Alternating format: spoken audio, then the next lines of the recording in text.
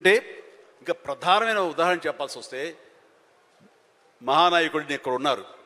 అలిపిరి సంఘటనతో అక్కడి నుంచి పడి లెగిచి ఎంత డిమోటివ్ అయిపోవాలి, చావు తప్పి కన్నులు అట్టపోయినట్లుగా ఆ రోజున పరిస్థితి ఉన్నప్పుడు ఆ విజువల్స్ చూసి ఎక్కడ చెక్కు చెదరలేదు. ఆయన మానసిక స్థైర్యంతో ఉన్నారు.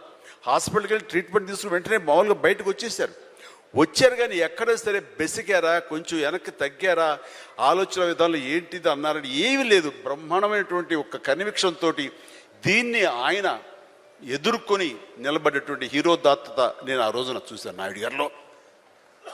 ఇలాంటివి వస్తుంటాయి కానీ వీటిని మన కన్విక్షన్, మన నమ్మకం, మన మీద మన నమ్మకం ఖచ్చితంగా ముందుకు వెళ్ళిపోతుండాలి. మనల్ని ఆదరించే ప్రేక్షకులు లేదా రాజకీయంగా వస్తే ప్రజలు ఎప్పుడు మన యొక్క మంచిని, మనం చేసిన కృషిని, మన యొక్క ఇన్నర్ మన ఫీలింగ్ని, మన జెన్యూనిటీని, మన ఆనెస్టీని, నిజాయితీని ఖచ్చితంగా గుర్తించగలరు.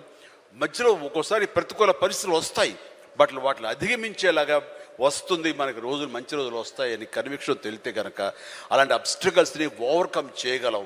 దానికి గాను నువ్వు నీ మానసిక ధైర్యాన్ని కోల్పోకూడదు. ఇక్కడ నిలబెత్తున్న నిదర్శనం చంద్రబాబు నాయుడు గారు. అది నేను చెప్పుకొచ్చేది.